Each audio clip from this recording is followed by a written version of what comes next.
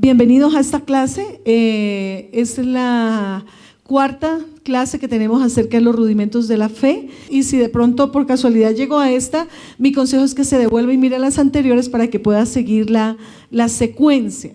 Esta clase me habla acerca del rudimento de la fe, que es a causa de los bautizos. Amén. ¿Y por qué Dios quiso que fuera un rudimento de la fe? El rudimento me habla acerca de lo básico. Diga conmigo, lo básico. Lo básico, los rudimentos, escuche, son supremamente importantes al punto que la palabra rudimento viene de estokeion, que significa primeras cosas o elementos básicos. Sobre todo, antes de empezar a hacer un gran edificio, Dios quiere poner unas bases sólidas para que usted crezca de una manera sana. Dice que es leche pura, no adulterada. ¿Cuáles son los rudimentos? Arrepentimiento de las obras muertas, ¿verdad? La fe en Dios, la doctrina de bautizo, imposición de las manos, resurrección de los muertos y el juicio eterno. ¿Cuántos tipos de bautizos hay? ¿Cuáles? Ajá. Muy bien. Pero para las personas nuevas que no lo saben, voy a recordarlo. ¿Qué significa la palabra bautizo? Empecemos por ahí. Bautizo significa bañar, sumergir, inmersión de manera total. Cuando hablamos de bautizo, es un acto físico que demuestra una realidad espiritual. El bautizo me habla literalmente de meterme dentro, ¿cierto? Completamente, como si fuera sepultado dentro del agua, ¿verdad? Para luego salir, ¿cierto? Y nosotros estamos diciendo ante un acto físico que nosotros morimos juntamente con Cristo, pero con Él resucitamos. Amén. Los 4 tipos de bautizo me habla acerca, por ejemplo, de la importancia que tiene que vivir todo creyente y que Dios, como quiera, lo va a pasar por esto. El primer bautizo es en el cuerpo de la iglesia. Romanos capítulo 6 versículo 4 dice lo siguiente: por tanto, mediante el bautizo fuimos sepultados con Él en su muerte, a fin de que, así como Cristo resucitó por el poder del Padre, también nosotros llevemos una vida nueva. En otras palabras, cuando usted es bautizado, usted está diciendo: yo decido morir a todas las cosas viejas, a mis pecados viejos, a la vana manera de vivir, y decido venir delante de Dios, decir muero a todo eso y me levanto para vivir lo que Dios pensó para mí. Si Dios tenía el plan para mí de servirle, quiero hacerlo, de llevar la palabra a las naciones, quiero hacerlo. Muero a lo viejo y me levanto para lo nuevo. Nosotros estábamos fuera de la iglesia. La Biblia dice que Jesús es la cabeza y que el cuerpo es la iglesia. Cuando nosotros estábamos afuera, no hacíamos parte de sus bendiciones, íbamos camino a una destrucción. Pero cuando hicimos un alto, Dios nos redarguyó de pecado. Es como si hubiéramos entrado, ¿cierto?, a través de Jesús para ser parte de su cuerpo. Entonces, antes estábamos afuera, pero ahora estamos dentro del cuerpo. Somos parte de la iglesia. ¿Cómo lo hicimos para nosotros estar de afuera hacia adentro? Cuando recibimos a Jesús en nuestro corazón como Señor y Salvador. La palabra de Dios dice que Él es la puerta, que nadie entra sino a través de la puerta. Y dice: la puerta que soy yo, el que entre por mí, que soy la puerta, encontrará verdes pastos. Así que cuando recibimos al Señor en nuestro corazón, pasamos a ser parte del cuerpo. Ahora bien, en el cuerpo hay diferentes órganos, ¿sí o no? En el cuerpo, usted sabe que la unidad funcional del cuerpo es la célula, pero varias células conforman, ¿sabe qué? Un tejido, varios tejidos un órgano, varios órganos conforman un sistema, y varios sistemas es lo que conforma el cuerpo. Entonces, así como el corazón es un órgano y hay células especializadas, ¿verdad? Si yo agarro una célula de aquí y me la pongo en el ojo, ¿cierto?, va a tender a brincar, va a tender a contraerse, no va a estar tan relajada. Y él sabe, de la misma manera, la unión de varias células que forman, digamos, como una parte de un órgano del cuerpo, se podría decir que es como la iglesia local. Por eso son afines, son células especializadas. Usted ve, por ejemplo, comunidades, iglesias que son misioneras, ¿verdad? Y esa es su labor evangelística. Hay otras iglesias que son guerreras, de liberación, de edificación, y tienen su característica, ¿verdad? Hay otras, por ejemplo, y que trabajan en casas, que no se congregan en medio de una iglesia, sino que hacen un labor en casas, sobre todo en países donde es tan peligroso llevar la palabra de Dios, y trabajan de una manera diferente. Fuimos bautizados para ser parte del cuerpo. ¿Dónde lo dice, pastora? Primera de Corintios 12, versículo 12 dice: de hecho, aunque el cuerpo es uno solo, tiene muchos miembros, y todos los miembros, no obstante ser muchos, forman un solo cuerpo. Así sucede con Cristo. Todos fuimos bautizados por un solo espíritu. ¿Cuántos dicen amén? Para constituir un solo cuerpo, ya seamos judíos, gentiles, esclavos o libres. A todos se nos dio a beber de un mismo espíritu. Entonces, cuando nosotros lo reconocimos como Señor y Salvador, hacemos parte del cuerpo. Y al hacer parte del cuerpo, Dios me demanda santidad. Dios me demanda renovar mi mente. Entonces, segundo bautizo, el bautizo en el agua. Mateo 28, 19 dice: por tanto, vayan y hagan discípulos en todas las naciones. Dios nos manda de ir a discipular a la gente en las naciones. Vayan y hagan. ¿Por qué dice hagan? Porque se tienen que formar.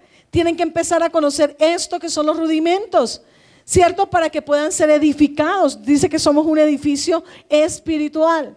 Vayan y hagan discípulos a todas las naciones en el nombre del Padre, del Hijo y del Espíritu Santo. Esto es un acto físico que demuestra una realidad espiritual. Cuando usted viene a las aguas, el bautizo del cual habla es un bautizo por inmersión, mas no por aspersión. Cuando alguien lleva a un niño a una iglesia tradicional y lo bautiza y le echa agua encima, eso no es bautizo. El bautizo tiene que meterlo dentro del agua, pero antes de que se meta en el agua le dice: ¿usted cree que Jesucristo es el Hijo de Dios? ¿Que Él es su Señor? ¿Usted se arrepiente de sus pecados? Hoy lo bautizo en el nombre del Padre, del Hijo y del Espíritu Santo, y lo bautiza, ¿sí o no? Diciendo: muero a las cosas viejas y me levanto para un nuevo tiempo. Escuche, es tan importante ese bautizo que es como si espiritualmente algo pasara sobre su vida.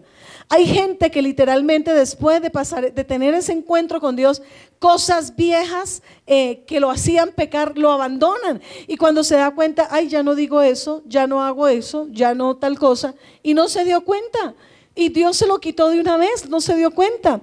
Le quiero decir que estando en Israel, pudimos irnos a bautizar al Jordán.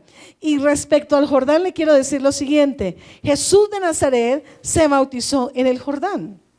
Y escuche esto, lo más curioso, tal vez ustedes que están ahí viendo las imágenes, en la parte norte de Israel es donde brota el río Jordán, ¿verdad? Cerca a donde está lo que es Cesarea de Filipos, ahí arriba en el Golán. Resulta que cerca también al monte Hermón. Y usted ve que las aguas brotan, literalmente salen debajo de la tierra y se unen haciendo un río y sale con fuerza. Un río fresco sale con fuerza. Imagínense que baja por todo Israel desde la parte norte, ¿verdad? Llega hasta al mar de Galilea y de ahí vuelve a retomar, ¿cierto? Hasta el mar Muerto. Cuando el pueblo de Israel salió de el desierto y fue a pasar a la tierra prometida, antes de ellos entrar a la tierra prometida, acamparon cerca al Jordán. Y usted lo escucha en Jueces que dice que Josué le dijo: miren, presten atención, ¿dónde están los sacerdotes? ¿Dónde está el arca? Fíjense cuando ella se mueva y vaya detrás de ella. Es decir, que el arca pasaba adelante y 1 kilómetro atrás el pueblo. Lo curioso es que cuando ellos pisaron las aguas del Jordán, dice que se levantó, escuche esto, una muralla de agua que hasta las ciudades vecinas podían ver la muralla. Oiga, eso es tremendo. Y ellos pasaron, es más, sacaron unas piedras del Jordán para hacer un altar como señal hasta el día de hoy de que Dios los hizo pasar por ese lugar. Escuche esto, lo más curioso es que cuando ellos pasaron, hubo un lugar a 40 kilómetros al norte, una ciudad donde el agua se detuvo. ¿Sabe cómo se llama la ciudad? Adán. Tremendo, ¿no? A partir de la ciudad de Adán, 40 kilómetros arriba, el agua no fluyó. Por eso se empezó a detener. Escuche esto. Qué curioso es que a través de Adán fue que se cortó el fluir del agua de vida. Tremendo, ¿no? Y 40 significa una generación. Ahora escuche, Jordán significa Jardén. Quiere decir descender. Mire esto, cuando Jesús de Nazaret vino a la tierra, creció y en el momento antes de empezar su ministerio, hubo una cita divina que Dios le puso a su hijo en el Jordán. ¿Sabe dónde Jesús se bautizó? En el mismo lugar por donde pasó el arca del pacto. Juan el Bautista, Dios le había dicho que sobre aquel que viera el Espíritu Santo venir en forma de paloma sobre él y permanecer, ese era el Hijo de Dios. Entonces Juan lo ve y le dice, no, Señor, soy yo el que necesito que me bautice. ¿Y sabe qué le dice Jesús? Déjalo así por ahora, porque es necesario que se cumpla la escritura. Pero entonces, ¿por qué Jesús dijo eso? Hay que entender la escritura. Escuche, Jesús de Nazaret se bautizó, dice la palabra, que esa cita fue para que Israel reconociera que Él era el Hijo de Dios. Es decir, para manifestar, ¿cierto? Mostrar el Hijo de Dios ante el pueblo. Dice que inclusive los fariseos que rechazaron el bautizo de Juan, dice, abortaron el plan que Dios tenía para ellos. Tremendo. ¿Qué es para nosotros el bautizo? Es un mandamiento, una ordenanza dada por nuestro Señor. Ese fue el sitio donde nuestro Señor Jesucristo de Nazaret se bautizó en obediencia a Dios y para darnos testimonio. Usted sabe que en este lugar del Jordán fue el sitio por donde el pueblo de Israel pasó a la tierra prometida. Dice la palabra que para entonces el agua estaba prácticamente desbordada. Dice la escritura que el agua dejó de correr cuando el arca del pacto pasó. Mire, la palabra me dice que el Hijo es el Verbo hecho carne. ¿Qué portaba el arca? La presencia. ¿Qué dice la Biblia del Hijo? Que el Hijo, escuche, el Hijo es la sabiduría del Padre, que toda la divinidad habita de manera corporal en Cristo. A través de Él yo puedo, ¿sabe qué? Relacionarme nuevamente con el Padre. Es decir, Él es el portador, Él es la imagen visible del Dios invisible. Luego, cuando el arca se movía, ellos pensaban en la presencia de Dios. Ahora, visible en la persona de Jesús. Luego Él es el arca que habría de venir. Escuche esto, Él cargaba el arca que tenía adentro, el arca tenía maná. Y Jesús, ¿qué cargaba? Maná. Él dijo, yo soy el maná que cayó del cielo. Y escuche, Él es la palabra, el Verbo hecho carne. Es decir, todo lo que portaba el arca era cumplimiento de Jesús. En otras palabras, el arca estaba profetizando, ¿cierto? En un acto que muchos no lo identificaron, que cuando viniera aquel que portaría la palabra, que portaría el maná, que portaría la autoridad, ¿cierto? En la vara de Aarón, cuando Él pasara, las aguas volverían a correr. ¿Cuántos dicen amén? ¿Sí o no? En Adán, ¿por qué? Porque en Adán todos mueren, pero en el postrer Adán, que es Jesús, todos viven. Luego el agua vuelve a correr. ¿Cuántos dicen amén? Espectacular, ¿verdad? Cuando usted va a Israel, puede bautizarse. De hecho, para mí siempre ha sido una bendición desde la primera vez que hemos ido. Puedo decirle, la primera vez que me bauticé allí en el Jordán, pudimos sentir tan fuerte la presencia del Señor, el Espíritu Santo. Habíamos solo pastoras amigas, luego vinieron los grupos y hay una escena que siempre quedará registrada en mi corazón, y es un anhelo que yo tenía, poder ver a mi esposo nuevamente bautizándome a mí y bautizando a Isaac. ¡Qué bendición! Ahora escuche, ¿cuáles son las razones por las cuales un creyente debe bautizarse? Número 1, porque es una orden de Dios, es un mandamiento de Dios. Dice Mateo 28, versículo 19, por tanto vayan y hagan discípulos a todas las naciones, bautizándolos en el nombre del Padre, del Hijo y del Espíritu Santo. Escuche, ¿por qué más? Porque si Jesús fue bautizado, dándome ejemplo, ¿cuánto más nosotros necesitamos bautizarnos? Escuche esto, ¿por qué más? Porque simboliza el lavamiento o limpieza en nuestra vida de las cosas viejas. Y escuche, el enemigo sabe lo que significa el bautizo. Por eso muchas veces quiere que la gente no lo haga. Porque, vuelvo y le digo, he visto gente bautizada en el Espíritu cuando baja las aguas. He visto gente, ¿sabe qué? Llena de la presencia de Dios cuando baja las aguas. Y escuche, es una señal de que usted quiere una nueva conciencia, limpia conciencia. ¿Cuántos quieren una conciencia limpia? Mire lo que dice, Primera de Pedro, capítulo 3, versículo 21. Dice, el cual simboliza el bautizo que ahora los lava también a ustedes. No consiste en la limpieza del cuerpo, sino en el compromiso de tener una buena conciencia de parte de Dios. Esta salvación es posible por la resurrección de Jesucristo. Vuelvo y le digo, significa que estoy juntamente con Él sepultado, pero juntamente con Él me levanto.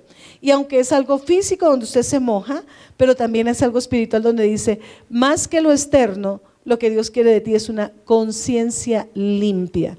¿Cuántas personas vienen del mundo de que tal vez asesinaron, robaron, mataron, hicieron daño a mucha gente, ¿verdad? Y la conciencia les acusa. Es una forma, un acto físico que dice, Señor, límpiame la conciencia. ¿Por qué el bautizo tiene que ser en el agua? Porque el agua es señal de la palabra de Dios. Porque el agua es señal del Espíritu Santo que nos limpia. Jesús dijo, ustedes ya están limpios por la palabra que yo les he hablado. ¿Cuántos dicen amén? Y escuche, Hechos capítulo 22, versículo 16 dice, y ahora, ¿qué esperas? Levántate, bautízate y lávate de tus pecados, invocando su nombre. Dios quiere que cuando usted haga una misión evangelística, si la gente necesita el bautizo, hágalo. Tercero, el bautizo en el fuego. Concédenos que en tu glorioso reino uno de nosotros se siente a tu derecha y el otro a la izquierda. Mira lo que dice Jesús. No saben lo que están pidiendo, respondió Jesús. ¿Pueden acaso beber del trago amargo de la copa que yo bebo o pasar por la prueba del bautizo con el que voy a ser probado? Y ellos dijeron sí. ¿Y sabe qué dijo el Señor? Bueno, el sentarse a la derecha y a la izquierda, eso ya está decidido y no depende de mí. Pero escuche, por muchos años, cuando yo leía este pasaje bíblico, yo decía, Dios mío, ¿de qué bautizo habla? Es el bautizo de la prueba. Por eso dice, ¿pueden acaso beber el trago amargo de la copa que yo bebo o pasar la prueba del bautismo con el que voy a ser probado? ¿Cuál es ese bautizo? Todo creyente pasará por el bautizo de fuego. Usted pasará por momentos donde será probada la fe. Usted pasará por momentos donde muchos se van a levantar contra usted, señalarlo, decirle, dejar de escribirle, dejar de ser amiga suya. ¿Sabe por qué? Porque ahora se volvió creyente. A ver si cuando usted pasa por una enfermedad, tal vez por un tiempo doloroso, ¿qué va a hacer? ¿Se va a devolver al mundo o va a persistir en el Señor? ¿Cómo Jesús fue probado? Que realmente Él iba a pasar por ahí. Si usted recuerda el tabernáculo, lo primero que usted encontraba en el atrio era un altar de fuego. En ese altar de fuego, ¿sabe qué se ponía? El cordero era clavado sobre los cuernos en las esquinas del altar y había una rejilla de fuego. Los que ven luego esta clase pueden mirar las imágenes. Y mire, en esa rejilla de fuego, eso es lo que habla Jesús, el bautizo de fuego. Porque si bien la ofrenda que tenía que ser sacrificada tenía que ser quemada, ¿cuántos recuerdan lo que pasó en Pesach, verdad? Que se tenía que comer el cordero asado a fuego, simboliza la forma como Jesús iba a morir, ¿verdad? Una prueba de fuego. Entonces, quiero decirle que el estar en la cruz para Jesús fue una prueba de fuego. Primero, ¿sabe qué? Los amigos se fueron y lo dejaron. Antes de él ir a la cruz, ¿qué pasó con los discípulos? Se fueron, lo dejaron, herido, perdiendo sangre, con hambre. Había estado, ¿sabe qué? Preso la noche anterior en la casa del sumo sacerdote. En este lugar él estuvo preso. Inclusive encontramos en la parte profunda de la tierra un calabozo donde nuestro Señor pasó toda la noche.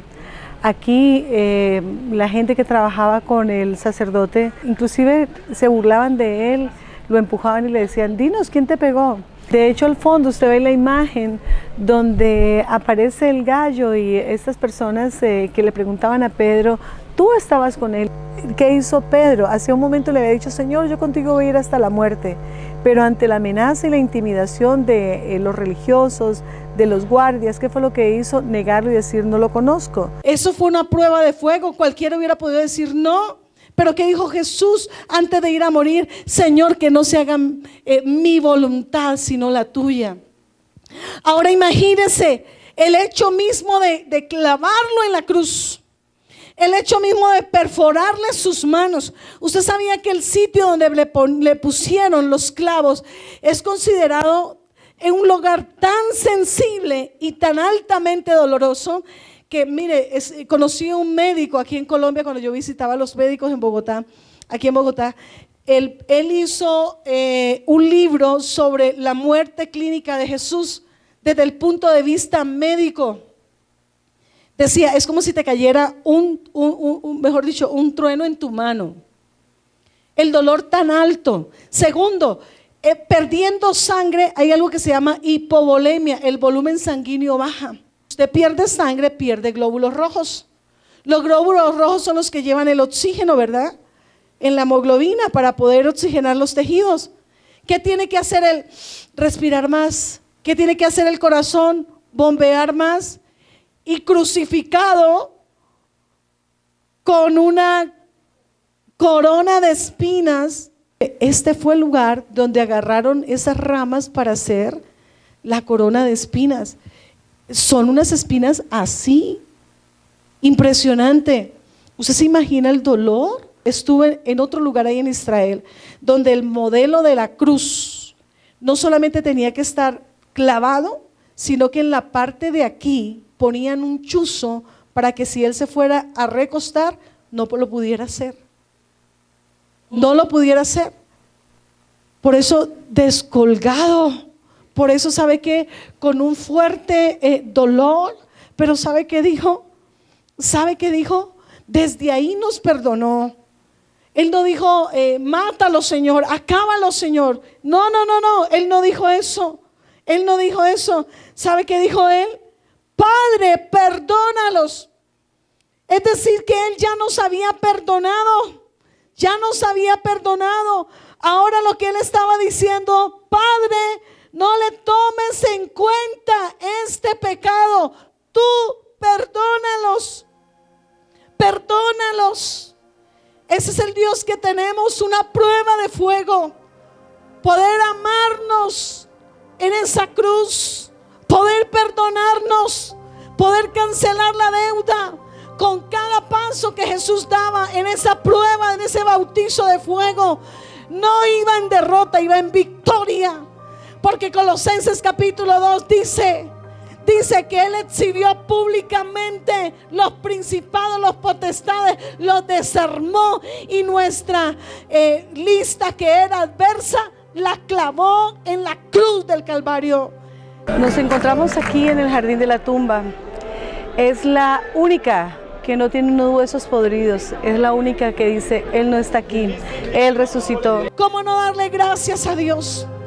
Y escuche, aquel que pasó por esa prueba de fuego es poderoso para ayudarte en tu prueba. Es poderoso para levantarte en tu prueba. Es poderoso para decir, yo te voy a guardar. Mi espíritu está contigo. Mi espíritu está contigo.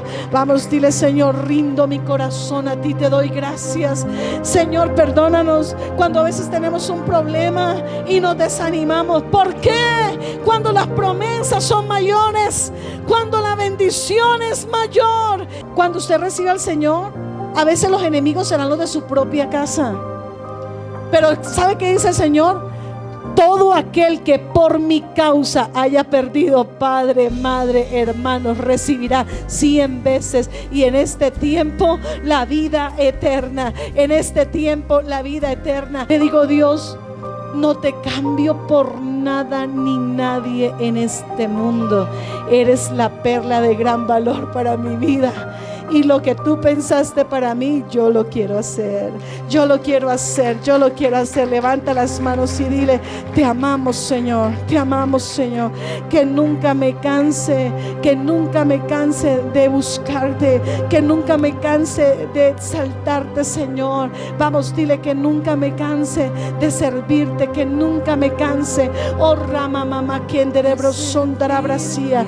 Que nunca me canse de adorarte, mi Rey. De adorarte, Mi Rey, dile, por eso hoy rindo mi corazón, te doy mi adoración. te doy mi adoración. Toma mi vida, Señor, toma mi vida, Señor, mi Rey, mi Salvador. Por eso hoy rindo mi corazón, te doy mi adoración. Toma mi vida, Señor. Toma mi vida, Señor. Padre, y oro por los que están pasando por momentos difíciles. Que el Señor te dé fuerzas, que el Señor te sostenga, que el Señor te levante. Acuérdate que estamos de paso en esta tierra y tendrás que dar respuesta y cuenta a Dios de todo lo que te dio. Tus dones, tu llamado, tus promesas. Sigamos. ¿Cuál es el cuarto bautizo? El bautizo en el Espíritu Santo. ¿Cuántos dicen amén? El bautizo en el Espíritu Santo es tan importante que necesitamos del Espíritu de Dios para poder llevar una vida cristiana. Cuando Jesús subió al cielo, se cree que habían más o menos 500 personas en el Monte de los Olivos. La pregunta es, ¿por qué cuando vino el Espíritu Santo solamente habían 120? Es decir, que el resto se desanimó y se fue. Pero el que insiste, el que persevera, el que quiere, el que ora, el que dice, dámelo, Señor. Los discípulos estaban orando y dice la palabra, estaban en ayuno y oración, clamando, no se vayan de Jerusalén hasta que venga el Espíritu de Dios con poder sobre tu vida. Y el Espíritu Santo de Dios vino con poder y dice que fueron llenos de la presencia del Señor, fueron llenos del Espíritu Santo, que unas lenguas de fuego se posaron sobre ellos y empezaron, oh Ramaquí, Aramasí, Aramasía, a hablar en otras lenguas, y dice la palabra que enseguida fueron llenos y el Espíritu Santo no solamente vino para tocarlos, no solamente vino para bautizarlos, dice que le dio dones a cada uno y repartió conforme Él quiso. Y yo te pido, Señor, reparte dones, bautiza al que anhela, porque dice la palabra que si una persona le pide a su padre pan, no le va a dar una serpiente. ¿Sabe algo? Cuanto más Dios dará el Espíritu Santo a aquel a quien se lo pida. Si usted tiene hambre, dile, bautízame en el Espíritu. La iglesia llena del Espíritu Santo pudo salir a hacer la obra. Ya no estaban escondidos, ahora hablaban, anunciaban los milagros milagros se veían, las señales se veían. Dios los respaldaba con el sello de tu presencia. Cuando la gente los vio hablando en otras lenguas, escuche bien, estos son los días de los cuales habló Joel. Se cumplió ese día porque estaba profetizado que vendría el Espíritu Santo. Si usted lo anhela, dile: Señor, yo necesito ese bautizo, yo necesito ser sumergida en el fuego. Dice la palabra que Juan el Bautista dijo: yo los bautizo a ustedes en agua, pero después de mí va a venir el que los bautiza en el fuego. Y yo quiero ese fuego. Quiero que nos metas en el fuego de la presencia.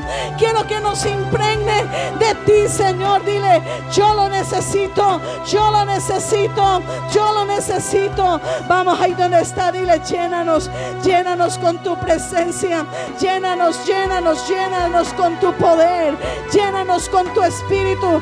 Dice: cuando llegó el día de Pentecostés, estaban todos juntos en un mismo lugar. De repente vino del cielo un ruido como de una violenta ráfaga de viento y llenó toda la casa donde estaban reunidos, y se le aparecieron entonces lenguas como de fuego que se repartieron y posaron sobre cada uno de ellos, y todos fueron, escuche, llenos del Espíritu Santo.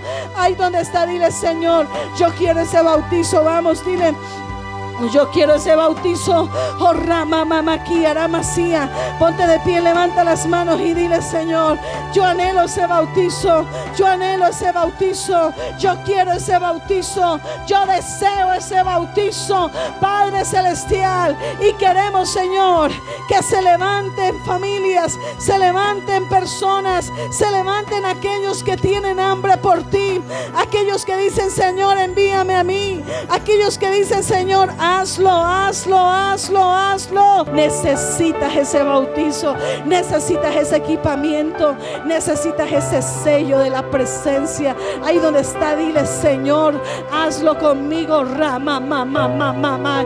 Hay alguien que esté sediento, hay alguien que esté sediento, hay alguien que diga: yo quiero un aceite fresco, yo no quiero terminar el año tibio, yo necesito terminar el año renovado. Jorra, babaya, jorra, mamá, kiara, vacía. Si usted tiene lenguas, empiece a orar. Si usted tiene lenguas, empiece a orar. Sherre, bebé, kiara, vacía.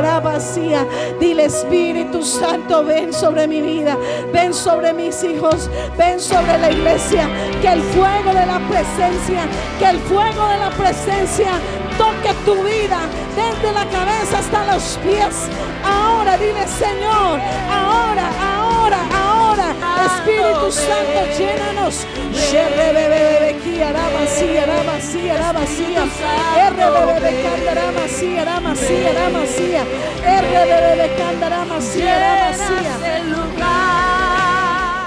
Ahora Holy Spirit, come in power. Espíritu Santo, llena. Si usted está allá, dile: Señor, yo lo quiero. Espíritu de Dios, Espíritu Santo de Dios, llena. Rama Maya, broche, bebe, kiara, vacía. Toda carne vacía, Señor.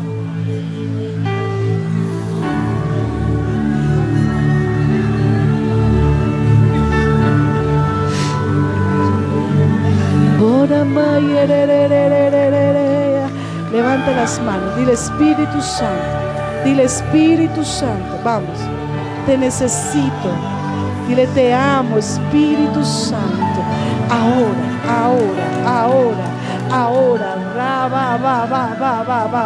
va. Lenguas nuevas.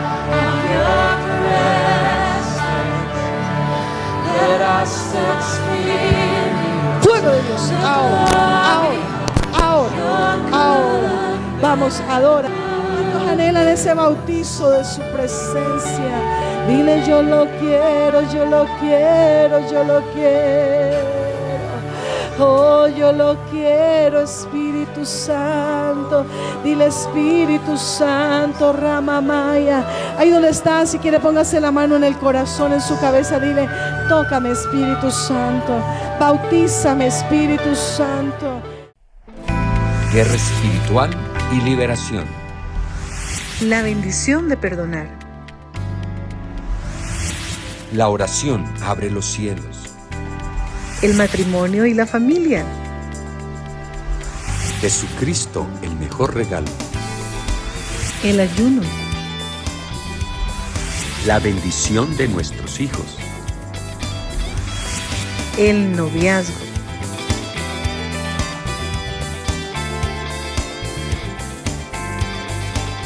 Solicítanos al teléfono